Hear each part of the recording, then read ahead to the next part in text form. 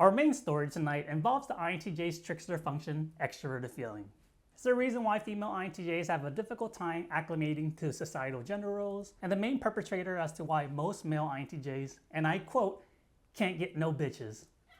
I'm going to discuss why having extroverted feeling in their blind spot can easily explain a lot of the daily issues that an INTJ faces, from issues as small as not caring what other people think about us, to our lack of enthusiasm when it comes down to gossip, all the way to the reason why you're alone at night, listening to Fall Out Boy, wondering why no one understands us. And if you don't know who Fall Out Boy is, it's a very popular emo band that started back in the early 2000s that teens that don't know how to deal with their emotions listen to. And the reason why I know that band is because I was one of them.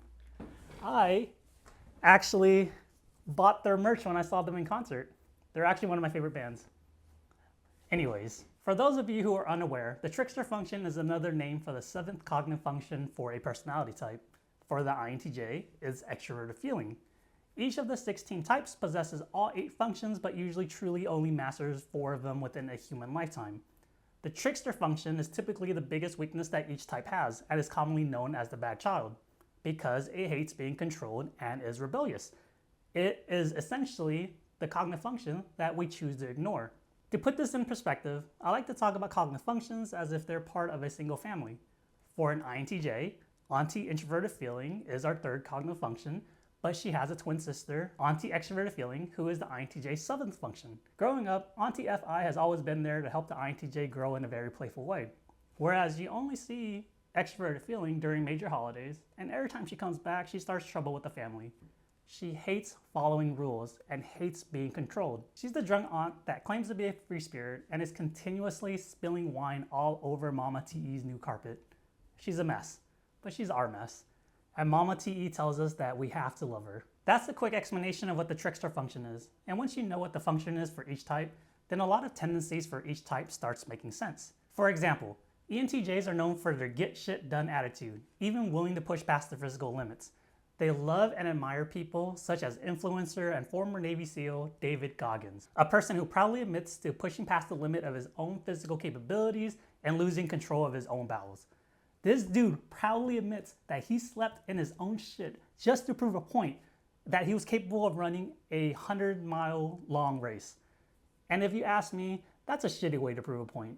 The ENTJs have introverted sensing as their trickster function, and introverted sensing users are commonly known for being attuned to their wants and needs of their own physical body.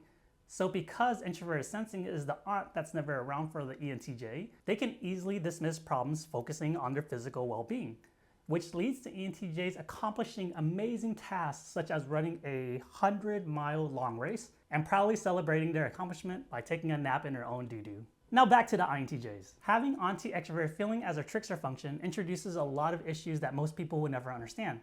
Because even when an INTJ is engaging with extroverted feeling, we still get misunderstood. So similar to ENTJs ignoring their trickster functions, it leads us to certain accomplishments that other types can only dream of achieving.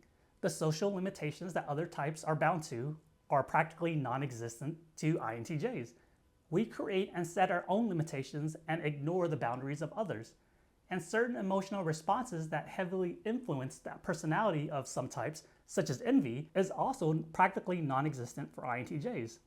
So not only will this video go over all the issues that INTJs face having extroverted feeling as our trickster function, but it will also discuss how uniquely beautiful life is for an INTJ. The first segment of this video will go over what happens when an INTJ attempts to engage the world using extroverted feeling. And the title of this segment is inspired by the famous line in the popular movie Mean Girls. The title of this segment is called, "You Can't Sit With Us!" This first segment will quickly go over what usually happens when an INTJ starts engaging with extroverted feeling. And it can be easily summarized in only 2 sentences. Similar to doing a minute-long plank or an overly eager teenage boy fornicating for the first time, we do it incorrectly, we wish it never happened, and everyone has a bad time. INTJs are conditioned very early in our lives not to engage with people primarily through emotions. Not only because we're not sure how we're feeling most of the time, but also because we have a difficult time expressing ourselves, which typically leads to a lot of misunderstanding and a lot of wasted time trying to explain ourselves, usually leading nowhere. An easy example is the lack of emotional expressive range for an INTJ that's easy for every other type. You could be an INTJ that loves dogs, where you can't imagine a world without them, and you truly believe that they are man's best friend. But when you see a dog that's not yours and all you do is pet them without coddling them, people may get confused because they're projecting their own ideas onto you of what it means to be a dog lover. If you love dogs, you will automatically treat every dog as if it's a baby. But most INTJs don't, due to our lack of emotional expressive range, and also because it's not our dog. Therefore, by their logic, due to their own projection, the INTJ must be lying when the INTJ said that they love dogs because they're not treating them like babies. We're not matching the societal expectation of the extroverted feeling value of what it means to be a dog lover. INTJs trying to engage with people through FE tends to lead to a lot of misunderstandings. Misunderstandings means that it requires an explanation. Explanation takes time, and even after we explain ourselves, the other person may still not fully understand the INTJ or believe the INTJ. Engaging the world with extroverted feeling for an INTJ is time consuming. Therefore, it's an inefficient use of our time. So why would an INTJ ever engage people using extroverted feeling when we can save time and energy using extroverted thinking? I'm sure there are FE users out there watching this video thinking how easy it is to clear up FE misunderstanding just by matching the vibe of the other person. Newsflash, FE users, INTJs have extroverted feeling in our trickster function. It's difficult for us to read the room. Even if we've been in a similar situation before where we've created a system to engage with certain emotions, most of the time, we're not even sure which emotion the other person is feeling. And if we ask the person who happens to be an FE user if they're upset with our reaction, you aren't even gonna tell us. And even if you tell us, what if we don't have a system for that emotional response? Then it becomes double the awkwardness. So if the situation doesn't matter in the long run, the INTJ is going to ignore it. And since extroverted feeling is our trickster function, ignoring it is easy because we've been doing that most of our lives. But because we've been ignoring extroverted feeling, it also leads to a lot of uncomfortable situations for the INTJ. No matter how developed an INTJ is with extroverted thinking and extroverted sensing, most of us will never truly be comfortable meeting new people or engaging people in crowds. Unless it's work related or we're intoxicated, then yeah, we're life of the party, baby. It's difficult for INTJs to know how to engage with strangers because we're not sure if we're safe expressing our introverted feeling. And because we have introverted feeling and Trickster Fe, not only are we unable to match another person's vibe, but we also value highly being authentic. So when we meet someone new, we're either gonna say what's on our mind, hoping that other person engages with the topic, or not say anything at all. That's why INTJs come across as being socially inept or strange. Because what's on our mind is usually not grounded in reality or attached to the situation that we're currently in. I know extroverted intuition has a reputation of being the random thinking function, but NI is its sister. We do the exact same thing. So for an INTJ to avoid the awkward situation, we usually default to keeping the conversation short by just saying hello and letting the other person lead the conversation until we know that it's safe to engage using introverted feeling. Another reason why it's difficult for INTJs to be the social creature that everyone wants us to be is because having trickster extroverted feeling means engaging with people has to have a purpose. Why would an INTJ spend our time engaging with people when the same time could be spent working towards our NI goal or living in our NI thoughts and imagination? But wait, there's more. Not only do we have to have a reason to communicate with someone, but the INTJ also have to be impressed by that person via extroverted thinking. Or that person has to be part of our FI values. Or that person has to help the INTJ engage with our extroverted sensing needs. It makes little sense for an INTJ to spend our limited and valuable time around someone that adds no value. If that same time can be spent doing something productive or recharging, we'd rather do that. So if you're a non-INTJ that has an INTJ in your life that spends time with you, this is me telling you that you add value to their life. And that is a compliment, trust me. Which is a great segue into the next section of this video.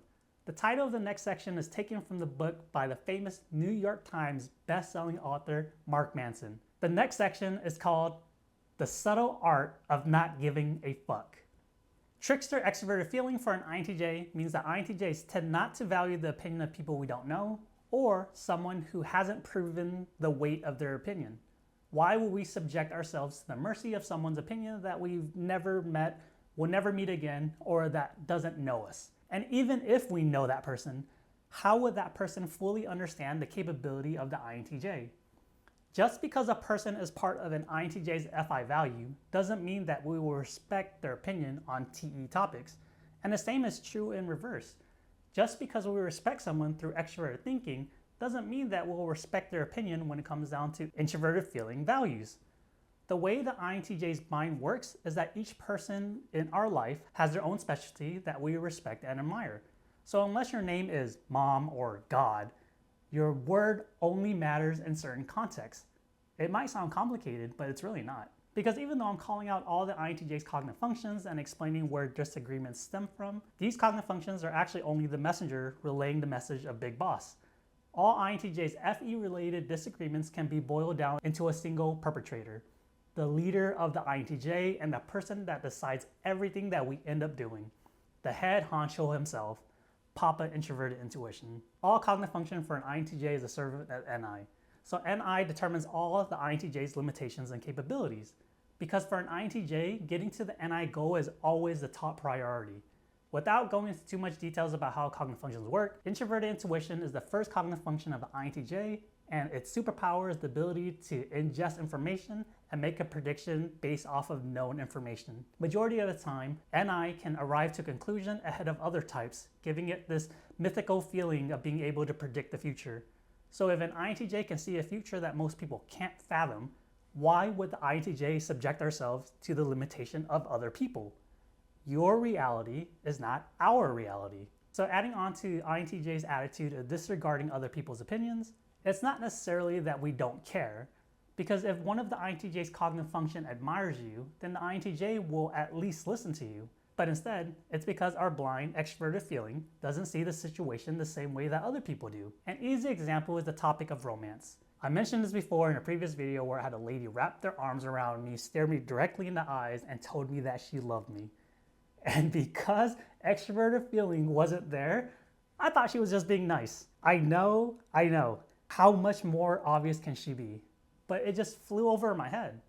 Certain social cues just goes over the head of the INTJ, not limited only to romance. INTJs in the zone, we're not going to notice things that we're not focusing on. That's why in all videos or articles written about INTJs, the #1 recommendation to communicate with us is to be straightforward. And even then, the message might be missed. But that's only from the perspective of the INTJ misreading the situation, because the INTJ does notice patterns or can understand certain situations using introverted feeling, but chooses to ignore it because it just doesn't make sense to us. Things not making sense leads the INTJ to do or say things that doesn't seem socially acceptable. Even if we're told what's not acceptable, we're not going to follow it because, again, it just doesn't make sense. Why would an INTJ do FE-related things if we're already handling the situation using extroverted thinking? It's like putting on antiperspirant deodorant. It doesn't make sense. I know that joke was bad, it's kind of a stretch, but I'm keeping that in the video. There's a well-known philosophical ideology called individualism that promotes a teaching of self-reliance and self-advocation over the needs of other people. That if a person always chooses the route that is best for themselves, the results will positively affect everyone that the person has influence over. Although the philosophy has many flaws, such as the obvious lack of empathy and the possibility of harboring wealth to a selected few individuals, similar to current day democracy in the US, it sounds oddly familiar to someone who has Trickster Fe, doesn't it? And it should. The creator of individualism is Ayn Rand, and she is an INTJ queen. The FE world hated her, but at the same time, she also had a huge following because she lived a life that all INTJs can relate to. Why use extroverted feeling when we could use extroverted thinking? The silver lining of her story leads to the final segment of this video, and I dedicate the title of the segment to Mrs. Rand by quoting her when she said, "The question isn't who's going to let me, it's who's going to fucking stop me." Okay, I admit that Mrs. Rand didn't say the F word, but I imagine that's what she's thinking when she was asked that question, but her FE ended up stopping her. I'm in an interview, I gotta play nice in order for people to listen to me, or I would've fucking said fucking. I've said this before in many of my previous videos, and I will continue proudly promoting this unique stereotype of the INTJ.